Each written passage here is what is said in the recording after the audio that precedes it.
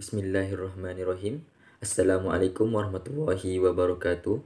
Pada hari ini saya akan menerangkan tentang daging burung di syurga.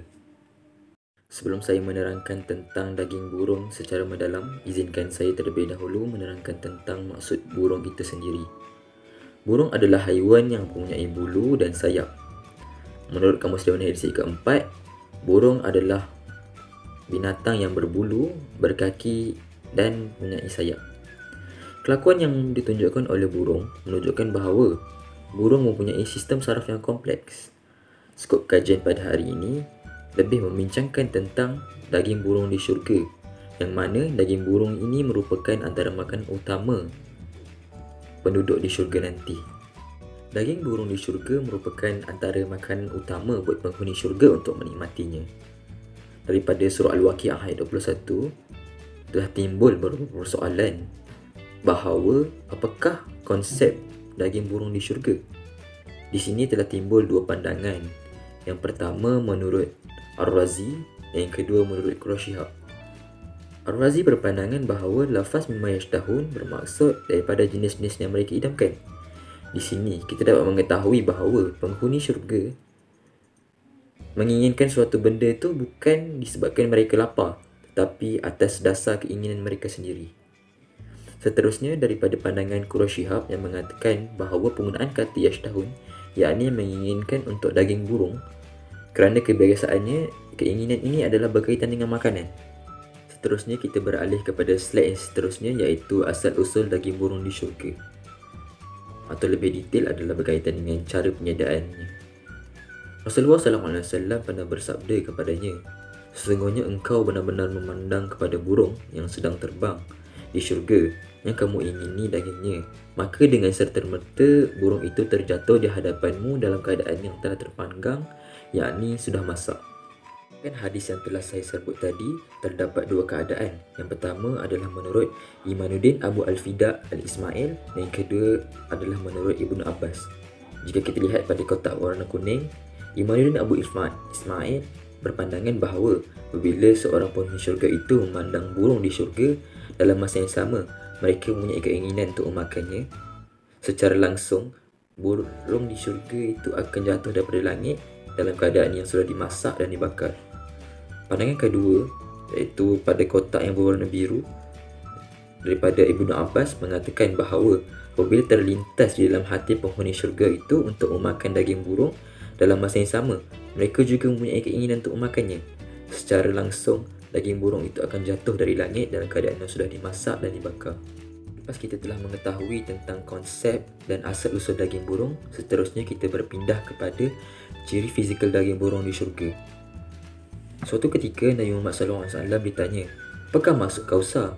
Dia menjawab, "Itu adalah sungai yang Allah berikan kepada saya, iaitu di syurga. Warnanya lebih putih daripada susu dan rasanya lebih manis daripada madu. Di dalamnya ada seekor burung yang lehernya seperti leher unta." Umar mengatakan, "Ini sesungguhnya burung yang menyenangkan." Rasulullah SAW berkata, "Saya telah makan lebih baik daripadanya." Hadis riwayat Tirmizi dan Ahmad. Berdasarkan kajian saya mendapati terdapat beberapa pandangan, iaitu menurut Ibnu Qayyim Al-Jauziyah yang menyatakan ciri fizikal daging burung di dalam syurga, rupa parasnya yakni lehernya seperti leher unta. Rasulullah SAW pernah bersabda, "Sesungguhnya di syurga ada burung sebesar leher unta yang berbaris di tangan wali Allah."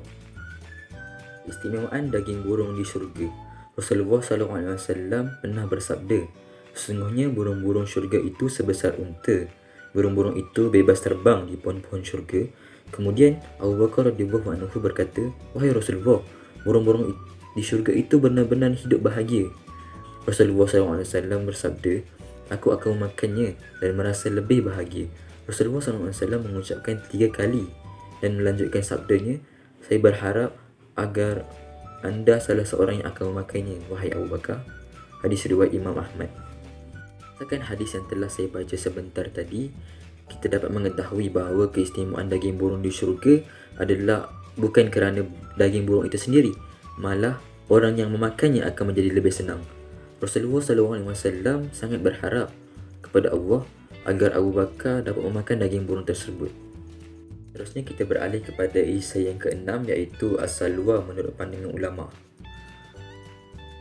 Daripada surah Al-Baqarah ayat 57, mafhumnya, dan kami kirimkan kepada kamu manna dan salwa, makanlah makanan yang baik yang kami berikan kepada kamu, dan mereka tidak salahkan kami, tetapi mereka sendiri salah.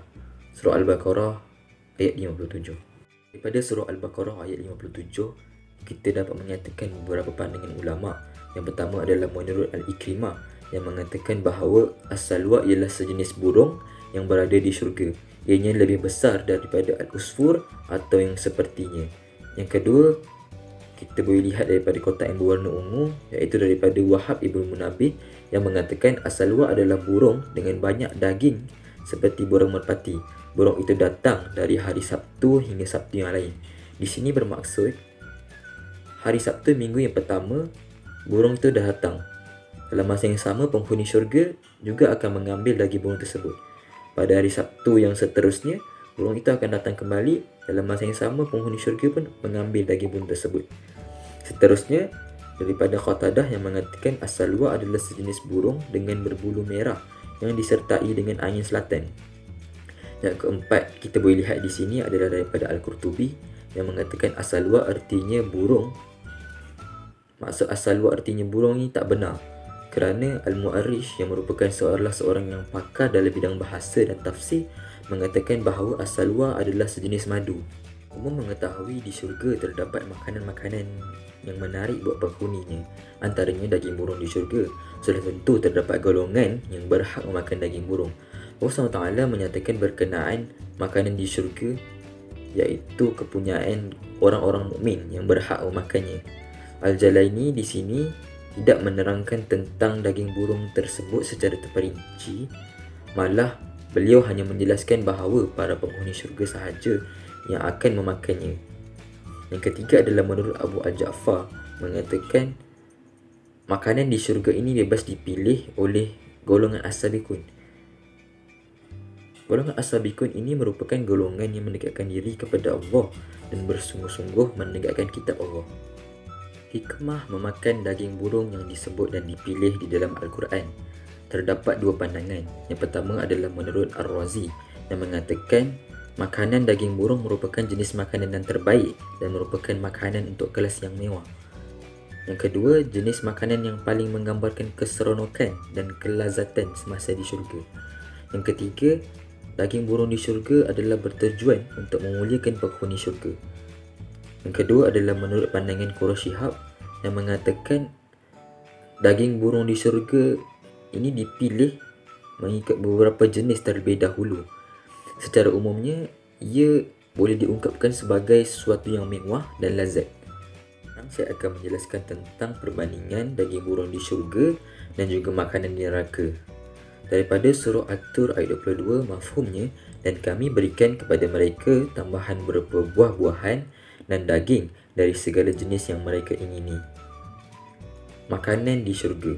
Menurut Syekh Mahir Ahmad As-Sufi mengatakan perkataan dan daging dari segala jenis merangkumi semua jenis daging yang disediakan oleh Allah untuk orang-orang yang beriman.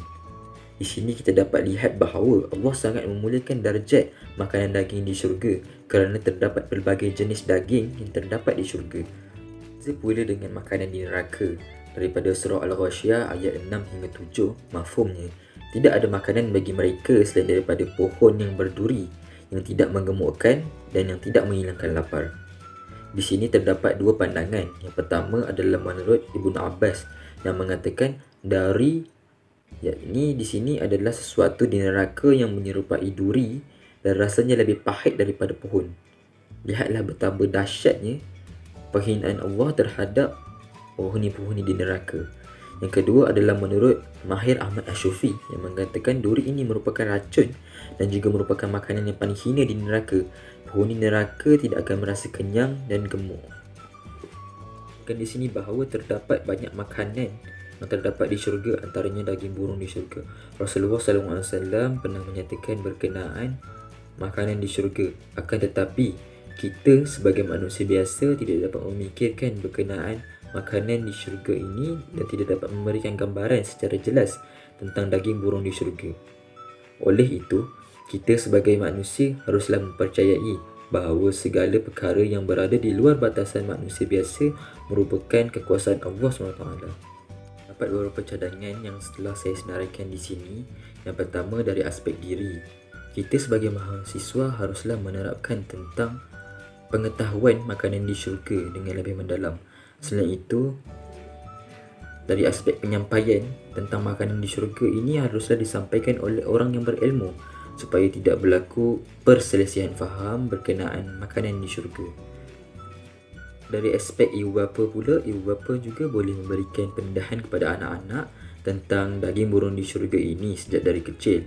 Ibu bapa juga boleh menyediakan perpustakaan mini yang dilengkapi dengan pelbagai bahan bacaan berkenaan makanan di syurga, khususnya daging burung di syurga. Kerajaan pula boleh memperbanyakkan penerbitan buku-buku ilmiah tentang makanan di syurga.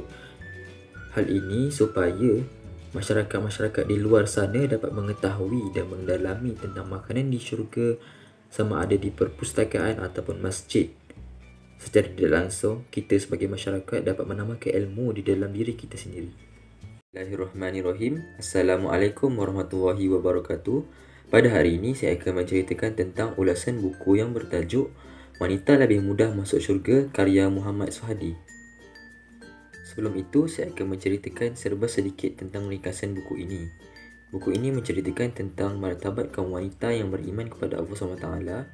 Bagi penulis, tidak suka untuk merasakan berkat-berkat syurga selagi kita masih mampu untuk menjaga diri dan kewajipan kepada agama sendiri. Penulis juga ada menceritakan tentang syurga dengan lebih mendalam dan juga amalan yang mudah masuk syurga. Seterusnya, penulis ada menceritakan tentang karakter wanita muslimah. Apakah isu yang dibawa oleh penulis? Penulis menyatakan bahawa wanita ini dikatakan mempunyai potensi untuk masuk ke syurga atau ke neraka. Amalan yang mudah untuk wanita masuk ke syurga adalah dengan ketaatan kepada suami, manakala amalan yang mudah untuk wanita masuk ke neraka adalah tabarruj, iaitu perbuatan maksiat dalam diri.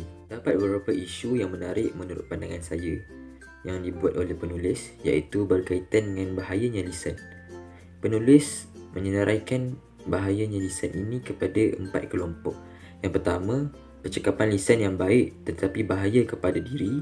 Yang kedua, percakapan yang berbahaya namun tidak memberi keuntungan pada diri. Yang ketiga, percakapan yang tidak membahayakan diri dalam masa yang sama tidak mendatangkan faedah kepada diri. Dan yang keempat, percakapan yang menguntungkan diri dan tidak mendatangkan bahaya. Rasulullah SAW pernah bersabda, antara tanda-tanda kesempurnaan seseorang Islam itu adalah ketika dia mampu untuk meninggalkan suatu perkara yang tidak mendatangkan faedah baginya. Sebenarnya berdasarkan kajian saya telah menilai kekuatan, kelemahan dan sumbangan di dalam buku ini.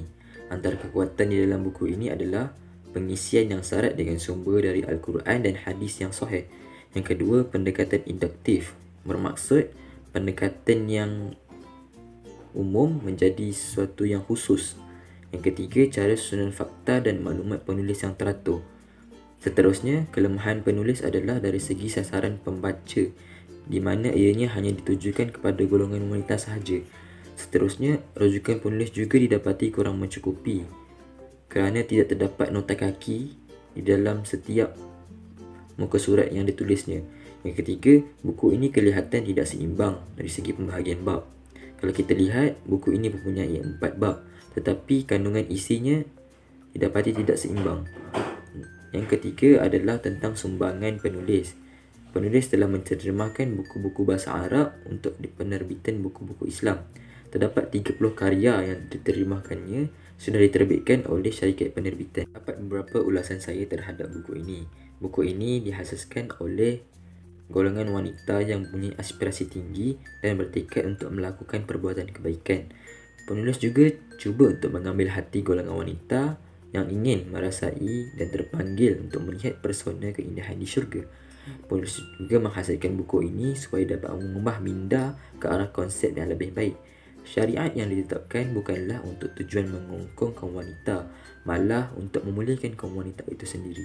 Dapat beberapa kritikan saya terhadap buku ini. Buku ini bersifat jargon, bermaksud ianya hanya dikhususkan di dalam satu bidang sahaja. penulis dikatakan banyak menyeritakan tentang golongan wanita sahaja di dalam penulisannya. Untuk menjadikan penulisannya lebih baik, penulis seharusnya menyatakan tanggungjawab lelaki dan perempuan bersama sebagai suami isteri.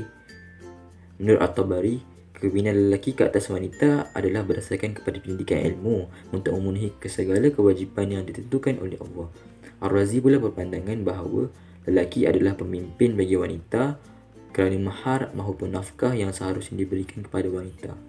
Penulisan ini serba sedikit telah memberikan impak positif kepada diri saya sendiri, di mana penulis cuba menarik minat pembaca dengan menceritakan perihal wanita di syurga dan wanita di dunia. Allah SWT ada menyatakan, dan di sisi mereka bidadari yang tidak liar pandangannya dan sebaya umurnya. Di sini kita boleh lihat wanita di syurga ini hanya terbatas kepada suami mereka. Mereka tidak menginginkan selain daripada suami mereka sendiri. Oleh itu, kita boleh lihat di sini tingginya darjat dan kemuliaan wanita di syurga. Berbeza pula dengan wanita di dunia. Mereka hanya mementingkan tentang kepentingan diri mereka sendiri berbanding wanita di syurga. Beberapa maklumat baharu yang saya peroleh daripada buku ini, antaranya adalah saya dapat mengetahui tentang tingkat syurga yang mempunyai pelbagai jenis. Sebelum ini, saya hanya mengetahui bahawa syurga ini hanya mempunyai 6 sahaja. Setelah saya membaca buku ini, saya telah mengetahui bahawa syurga ini mempunyai 100 tingkat. Jarak di antara tingkat-tingkat ini adalah seperti jarak di antara langit dan bumi. Al-Ghazali ada menyatakan bahawa tempat tertinggi di syurga adalah Al-Wasilah. Apa yang saya dapat rumuskan di sini adalah buku ini banyak mengaitkan tentang kehidupan di syurga dan juga kehidupan di dunia. Buku ini juga ada memperihalkan tentang keistimewaan, khususnya bagi golongan wanita. Allah SWT sangat memuliakan darjat dan martabat golongan wanita itu sendiri. Terdapat beberapa cadangan untuk penambahbaikan buku ini. Yang pertama, dari segi penulisan buku haruslah mempunyai sumber yang berautoriti, dan yang kedua, penulis haruslah menyatakan pandangan ulama untuk menguatkan lagi hujah di dalam penulisannya. Dari sudut pengisian penulis haruslah membuat pengisian yang lebih mendalam dan penemuan yang ditemui dapat dijadikan sebagai rujukan dan panduan buat masyarakat pada masa kini. Itu sahaja daripada saya. Sekian, terima kasih.